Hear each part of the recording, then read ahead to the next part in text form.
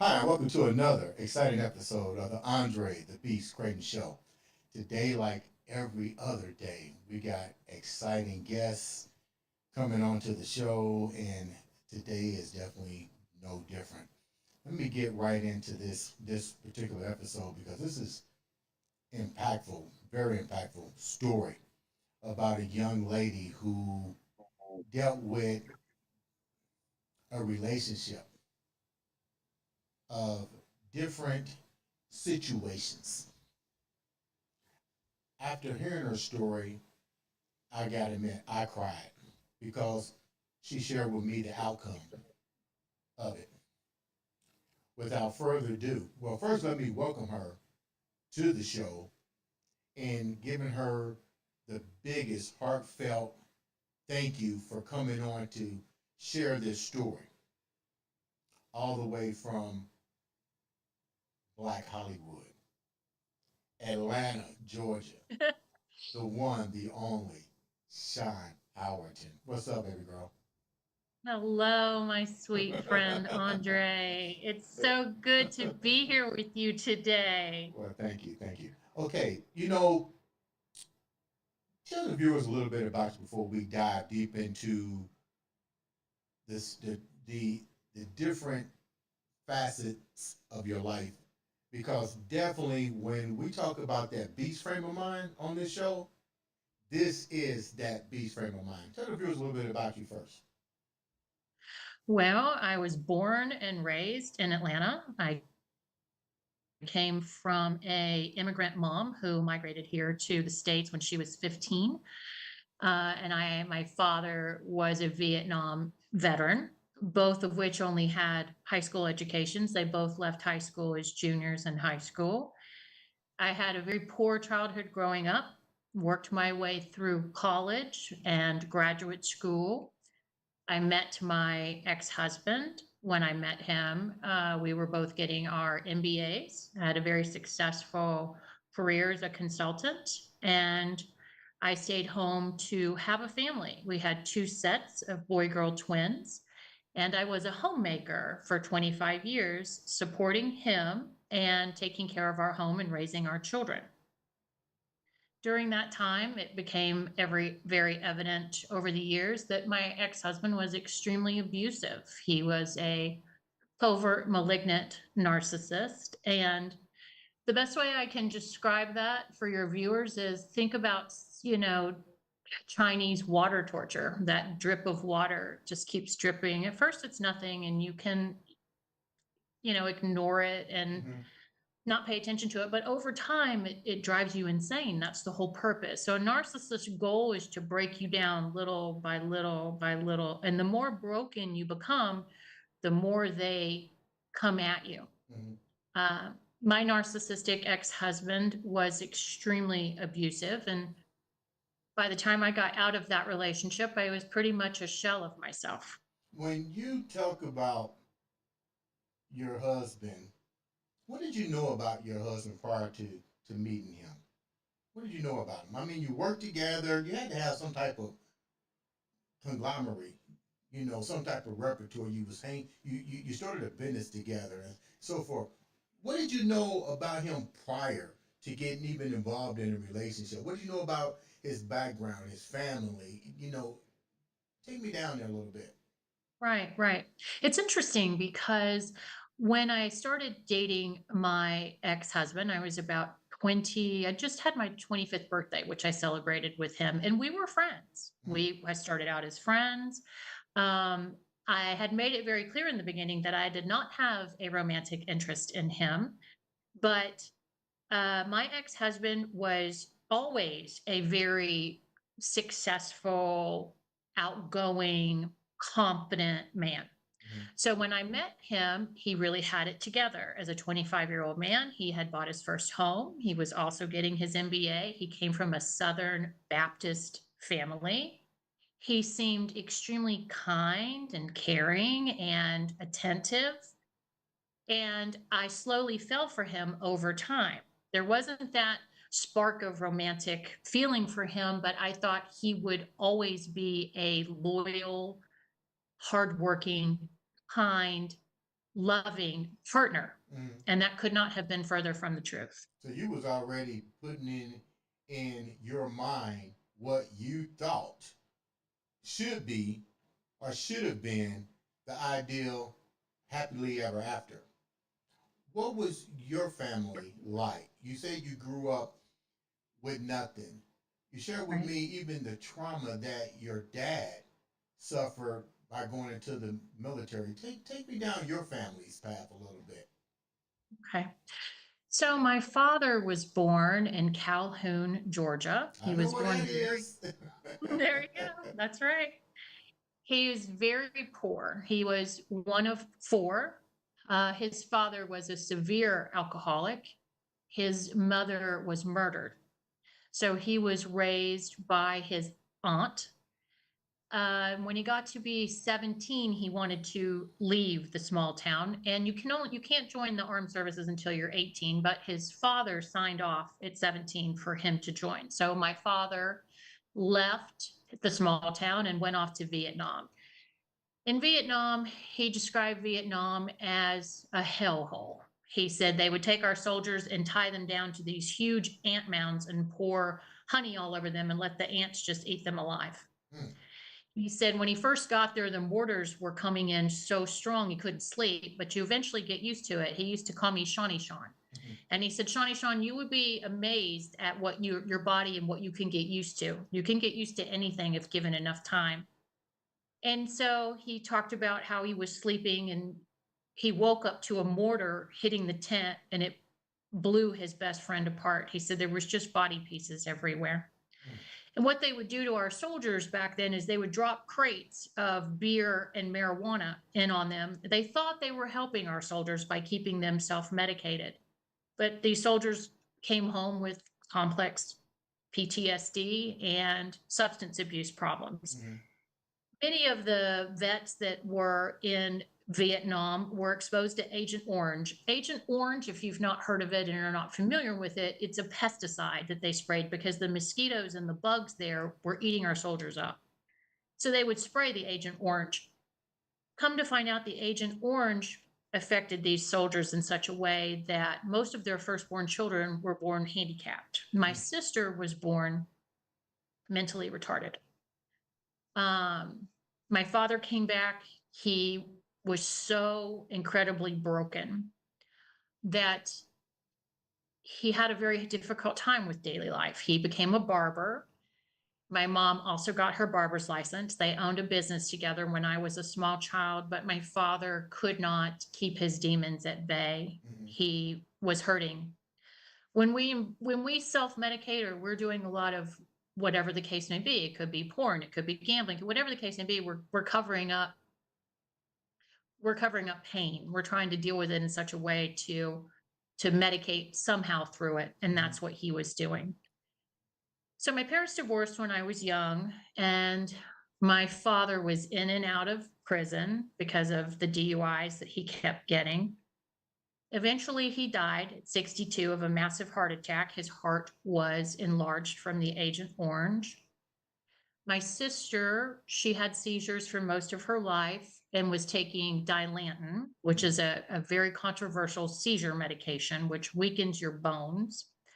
My sister fell, she broke her hip and got pneumonia at 43 and died in the hospital. Mm-hmm.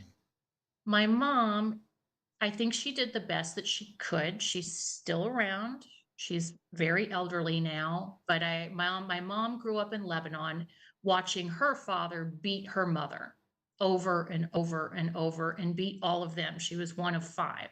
They were all beaten. The Middle East, as you know, is still a place that can be very tumultuous. Mm-hmm. And my mom did the best she could, but she wrestled with her own demons. So growing up, I was not raised in a very healthy environment. Mm-hmm. So when I met my ex-husband, a lot of the controlling, a lot of the inability to connect, to really be there, have a healthy relationship, felt familiar to me. Right. And it wasn't red flags going off. Okay. So I stayed. Okay. When you say that you stayed in a relationship, I get it. We have tons of individuals that come on the program and they share pretty much verbatim the same type of story.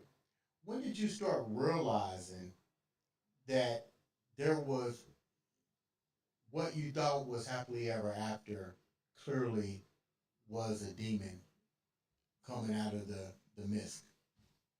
That's a very good question. That's a very good question. The demon came later.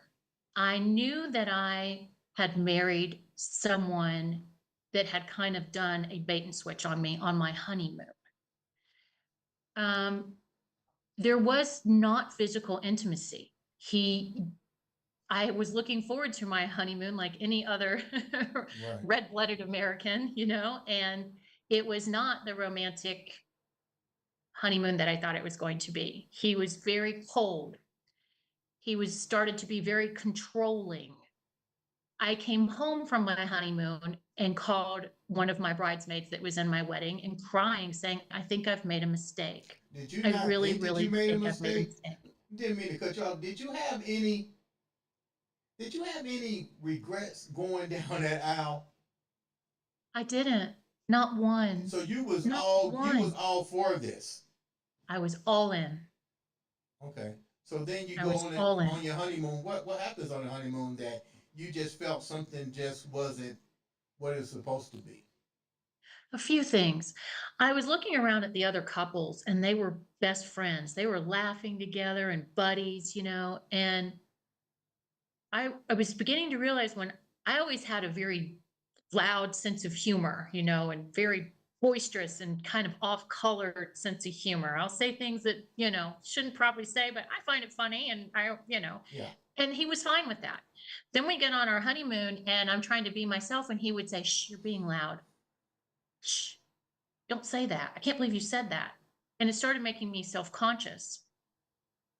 When we were clubbing, this was back when you could smoke in a restaurant or in a club, and it was 1998, and we were at a disco, and we were all drinking and having fun and smoking. And I said, "Hey, give me a cigarette," from some of the couples that we had met, and I went to smoke, and he said, "I can't believe you're doing that.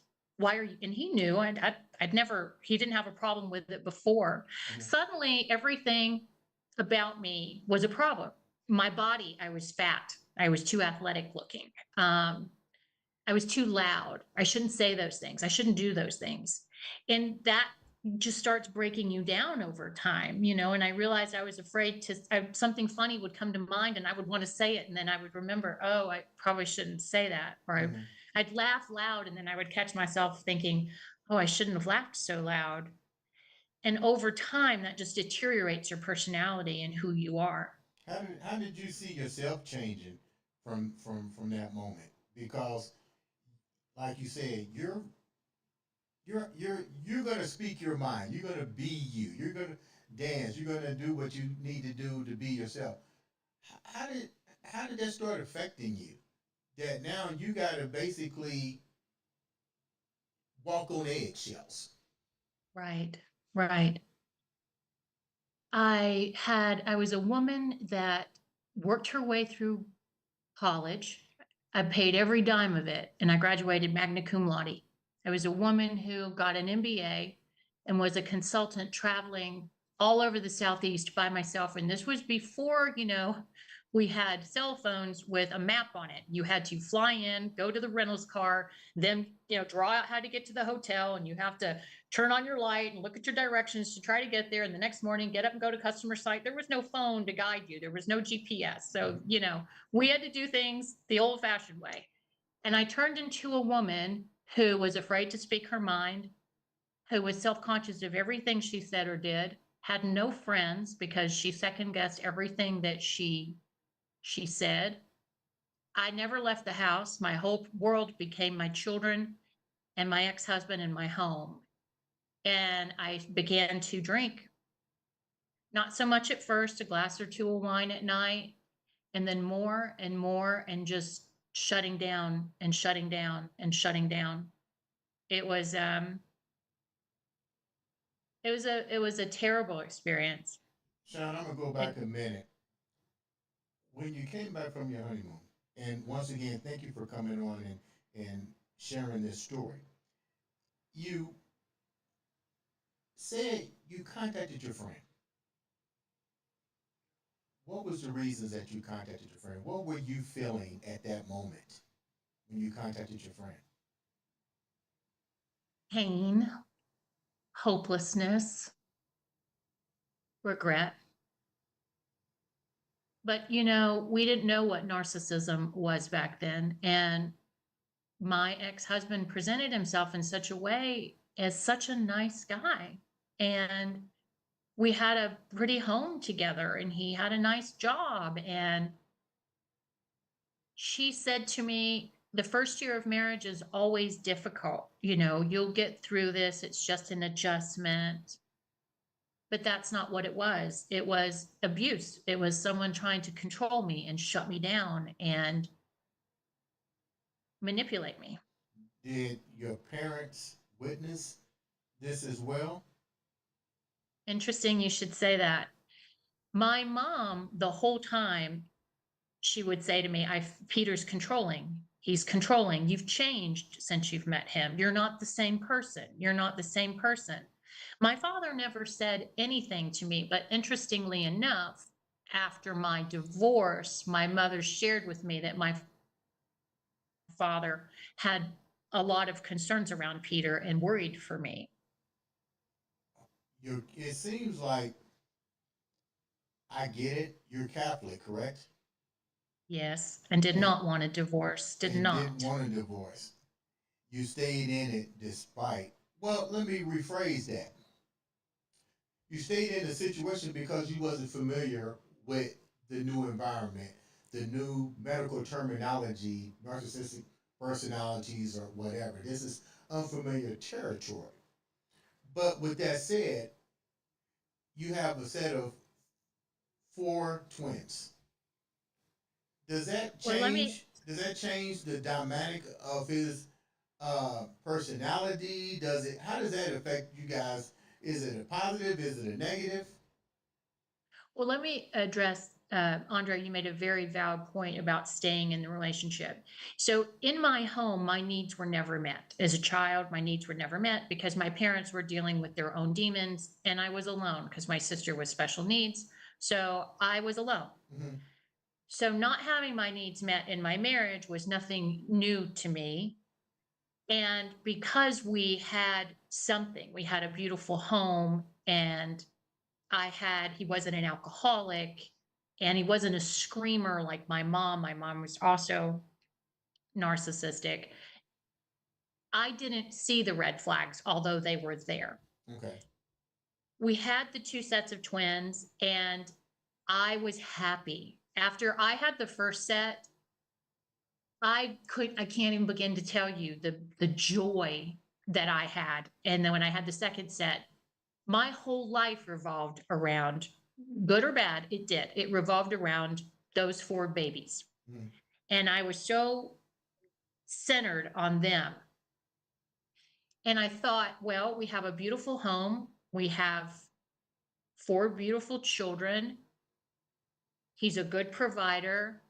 He doesn't hit me. He's not an alcoholic and he'll never cheat on me. So I'm not going anywhere ever. I'm going to stay no matter what I'm in. And the abuse escalated to a point where he was shoving me.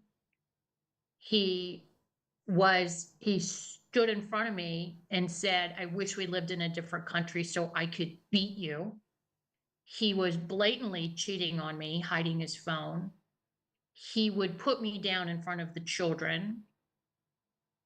He became extremely abusive and I just couldn't do it anymore. I was drinking more and more and more. I was losing a lot of weight.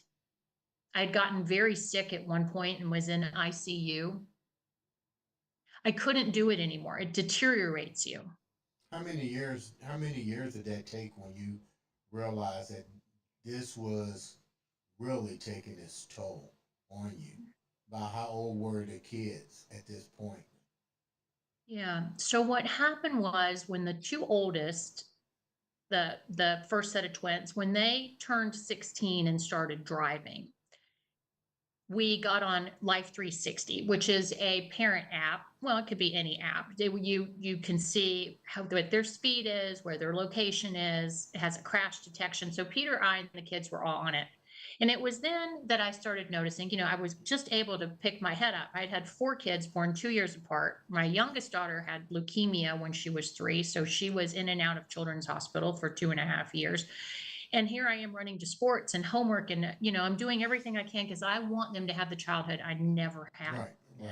So when these kids start to get older and they're driving, and I have a chance to kind of pick my head up and I start looking around, and I noticed that he traveled a lot, and I noticed when he traveled, he would go from bar to bar to bar to bar and not get in until midnight.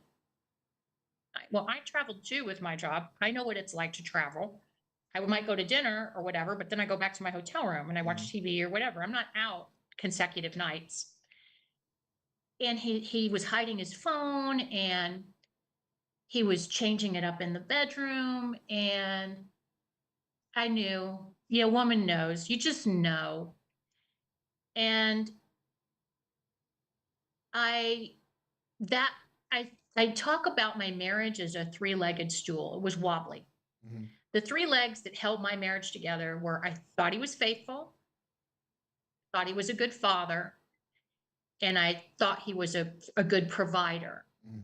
And when the infidelity hit, the stool just fell. There was no coming back. And the abuse just became intolerable. The lies. He brought me home chlamydia and lied about it, said it had to be a false positive. And I believed him. I wanted so badly to keep my family together. We had built this life. We'd been together at that point for 18 years. I know what some of the people are probably thinking. That's crazy. Why would you stay there? I would have left a long time ago, But the bottom line is, you never know what you might do until you've been put in that situation. Excellent. Because if somebody had said to me when I was 18, 20, 25, 30 even, maybe even 35. Right. But not at 48 when I started finding this out, or 45, somewhere around there. If someone had ever said to me, I would have been like, oh my gosh, what, don't you have any self-confidence? Don't you have any gumption? Can't you take care of yourself? Why would you put up with that? Again, the reason we have sayings, walk a mile in my shoes and things of this nature are because until you walk a mile in someone else's shoes, don't judge. You don't know what you would do in that situation. You have no idea. How bad did it get for you? You said that you was in the hospital twice, and recently, 2 years ago, thank God that you got out of that situation. Share a little bit about just how bad you had to get out of this rabbit hole. Mm-hmm. So every time I went to him with anything, he would explode. He would say, I'm not going to argue with you. He would tell me I drove him to cheating on me. See, he was caught in our family room by our youngest daughter, one night on dating apps. And it came to find out he was on 6 of them, one of them being Ashley Madison, which is a very famous hookup site. There was a big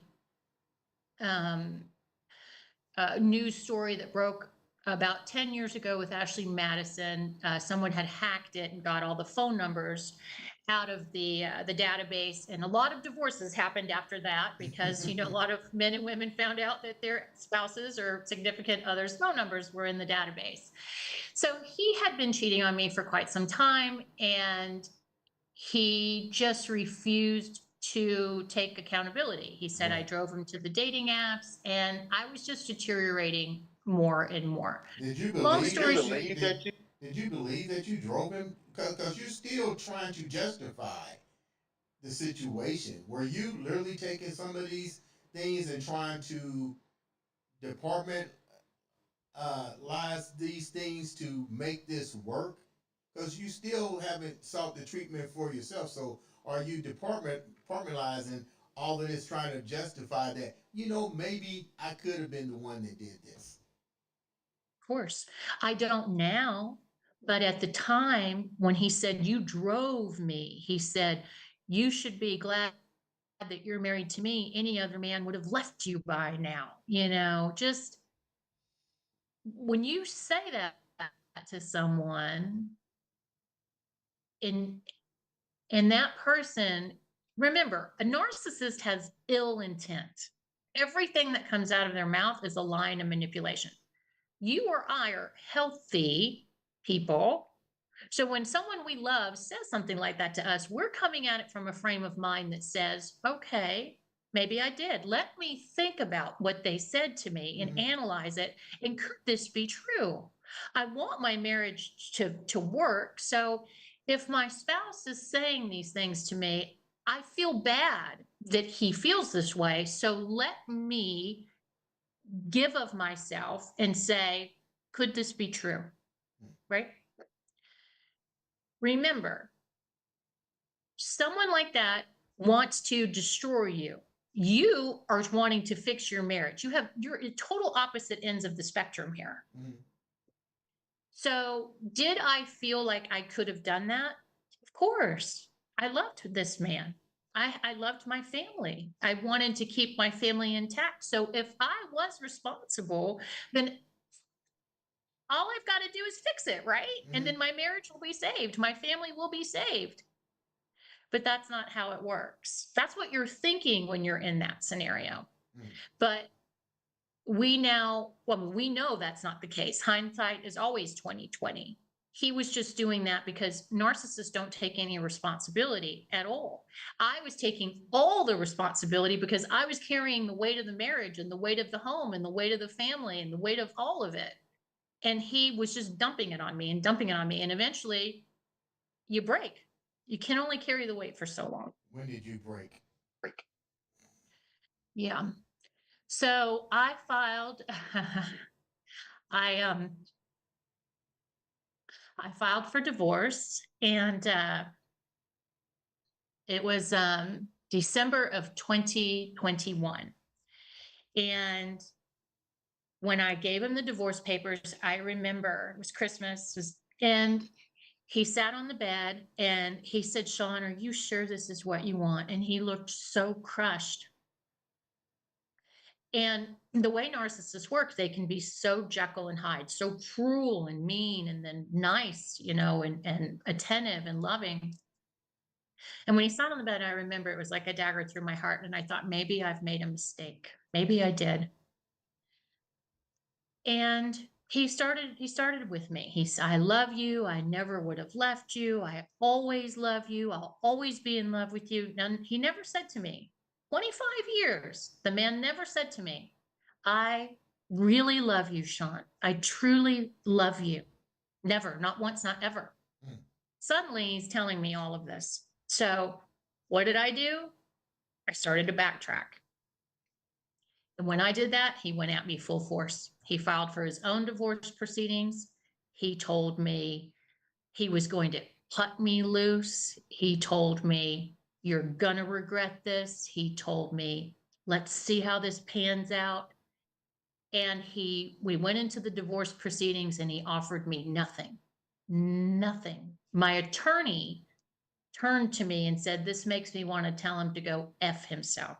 He didn't care about me at all. Not at all. He moved out. I was still living in the marital home. Our divorce finally went through. He pushed it through. He wanted it to go through very quickly. It went through very quickly.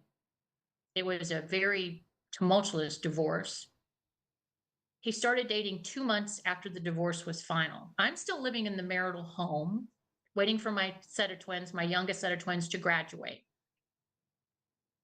And I find out he's dating already. That, along with how cold and callous he was with, we had an estate sale and everything was being sold. he walked in with his baseball cap on. He just worked out that morning and he was all happy and he's all picking through what he wanted. And just the way I couldn't understand how someone that I had spent 25 years with could toss me out like a piece of trash, just a piece of trash. And I couldn't deal with it. I tried to kill myself.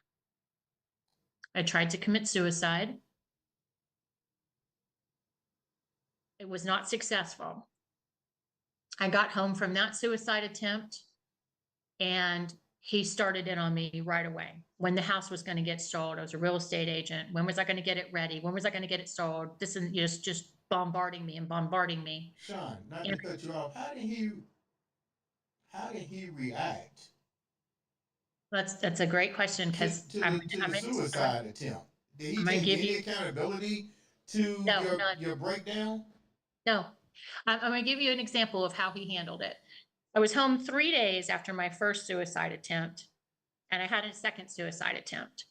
This one, I made sure I took enough pills this time that I was not going to survive this one.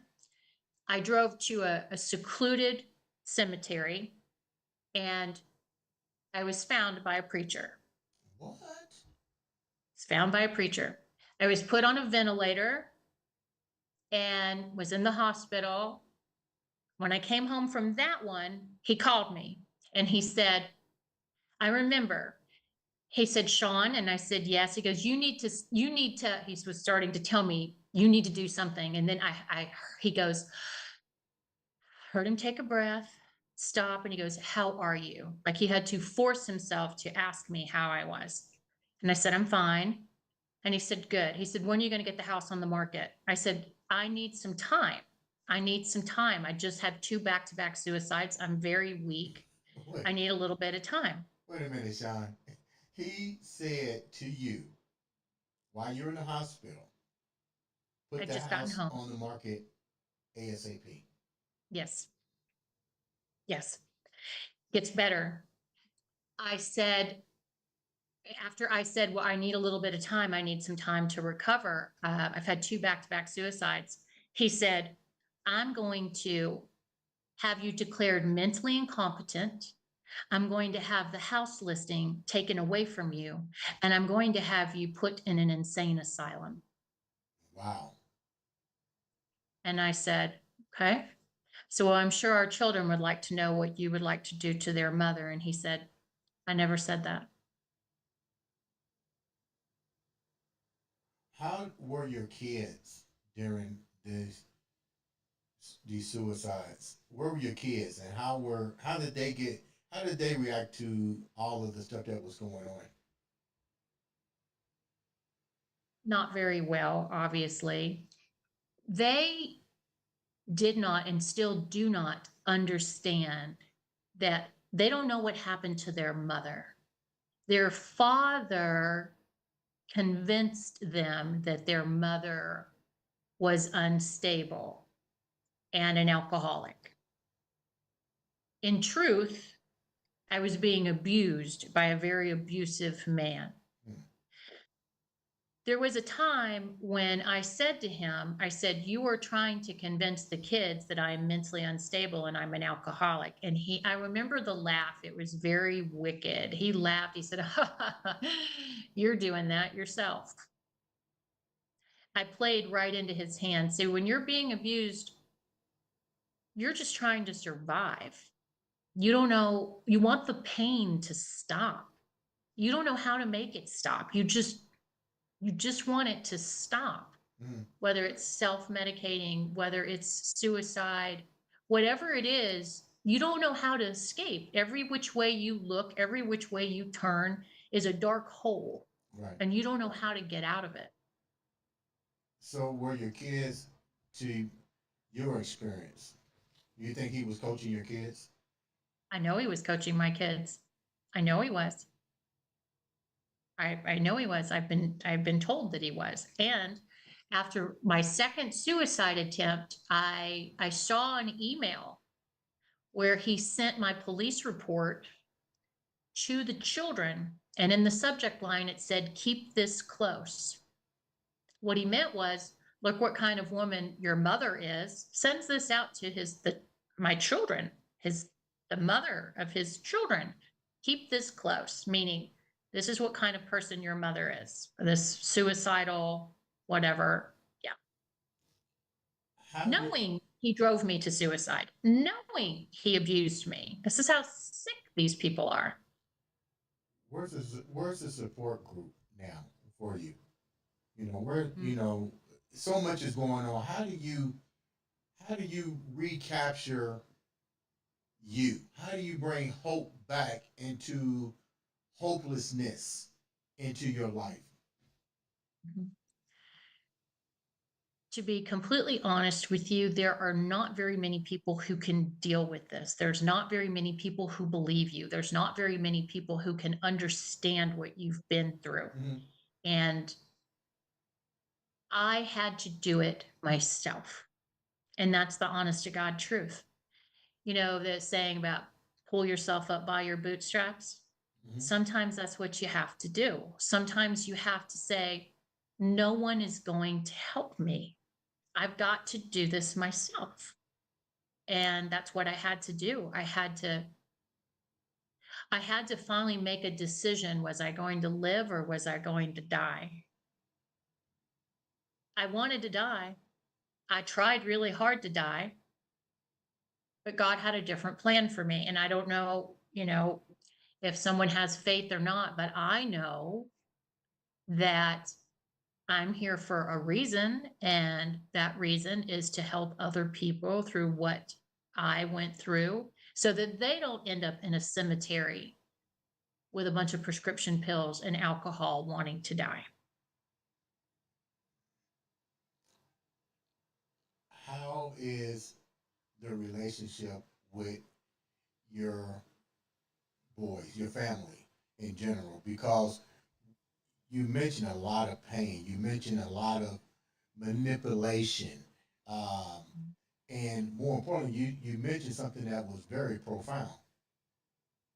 People don't believe you, Mhm. you know, um, but that's not the issue right now because the issue is whether or not somebody believes your story unless they went through it or whatever. The bottom line is the whole chain of events caused a ripple effect in the one part of your life that you Love the like the most most, which is your kids. children. How Yeah. how is that affecting your children right now? Yeah. Well, narcissists, it's very common. I hear this in the people that I coach every day. The number one thing they can do, especially to a woman, to a man as well. I'm not saying that children aren't as important to a man. They are, but to a woman is to turn her children against her. And this is very common in narcissistic abuse. My relationship with my children is very strained. Uh, my oldest son, who I love dearly, uh, it's a strained relationship. My husband, ex-husband, told my son, this is just an example of kind of undermining and making me look like I'm a doormat and nothing. My oldest son in high school, like any teenager, was not keeping his room clean and was not listening and was being just a teenager. And I said to him, he was 17 years old. He had stacks and stacks and stacks of laundry up there that he had not put away, and his room was messy. And I said, you're going to start doing your own laundry. My ex-husband went upstairs, got the laundry, brought it downstairs, and looked at me in front of my children and says, you will wash his laundry. I was like, I'm a maid. After the divorce, when I was still living in the home, my ex-husband shut off the credit cards. I had no way to buy gas. I had no way to buy food. Um, and so I called him and I was begging him. I said, please, please turn the credit cards back on. Don't do this, please. And he had me on speaker. My son, he said, something to me that was not nice. And I said, don't talk to me that way. And my ex-husband spoke up and said, he can talk to you any way he wants. You are no longer my wife. I'm not the mother. I'm not a human being. I don't deserve respect. Hmm. So my relationship with my children is strained. A huge part of that is because they were taught that your mother is nothing. Your mother doesn't deserve respect. Your mother is not a good person. Your mother is mentally unstable. Your mother is whatever he put in their minds. And what are children supposed to believe? They see their mother acting out of character. They see her in reactive abuse or self-medicating or suicidal. They don't know what to believe. It's very difficult for them to say when the one parent who's doing all the abuse looks stable, the Right. one parent that they feel like they can depend on while the other parent seems to be falling apart. They can't, how do they say, well, gosh, the one parent I thought that was the stable parent is the one abusing the one that I can't depend on because she's so broken or he's so broken. That's got to be terrible for children. Shawn, It is horrible. Shawn, when you was going through the divorce, what did the legal system do? What did the court say with the situation? Because I've never been married. I'm pretty sure the judge asked questions like, "Why are you getting a divorce?" Did he present evidence to validate these allegations and the trap that was woven for you? Like, before we wrap up, what did the legal system do for you, or did it do anything? Legal system is very broken. So the legal system, they're so far behind, the courts are, that they want you to settle in mediation. So you go to mediation, you're forced to go to mediation where you're supposed to negotiate. Well, there's no negotiating with a narcissist, right? Mm. As we got closer to going before a judge and where Peter, oh, we're gonna have to edit that out. Can't say Peter. Okay. It's my ex's name. Where we got closer to going to court, there was a time where you would have to do discovery, which you have to swear under oath that what you're saying is true, and they get a chance to, get your phone, get your laptop, whatever. That's when my ex started, okay, I'll start negotiating. I will start trying. So we never got in front of a judge. What I can tell you from my clients who have is that, the judges have no patience for any type of physical abuse a lot of times, much less mental abuse. Mm. I can also tell you that the 2 times that the police were called in my marriage, both times he convinced the police that I was the problem. Our police officers are not trained in domestic violence at all. Both times my ex-husband accosted me. And unless you're physically bleeding or, visibly hurt, there's really nothing that they can do, I suppose. But nonetheless, when you have a victim who I'm shaking, I'm irate, I'm upset, and he's very calm and cool, collective, and he's talking to them. Yeah, she's just, yeah, I don't know. I think she's had too much to drink. I think, I just, I don't see the problem here. Nothing's happened. I don't know why she called you. Mm. So the police aren't trained either. So that is a journey from hell. Before we wrap up, what are you doing now to impact other individuals that may be going through the same scenario? What kind of hope and relief are you providing now? Right. Well, my first goal with my clients, it depends on what stage they come to me in, but it's always to get them out safely. It's always to have a plan. Mm-hmm. It's always to make sure that they understand where the narcissist is coming from. And that's not a place of love or caring or understanding or empathy. The narcissist will beat you down. They will bloody your body and they will step over you and not care. And it's super important that my clients understand what they're in for. They're in for the fight of their life. So that's number one. Mm-hmm. Number two, I like to take my clients through the whole trauma bond after they start to get out of these relationships. The trauma bond is a real thing.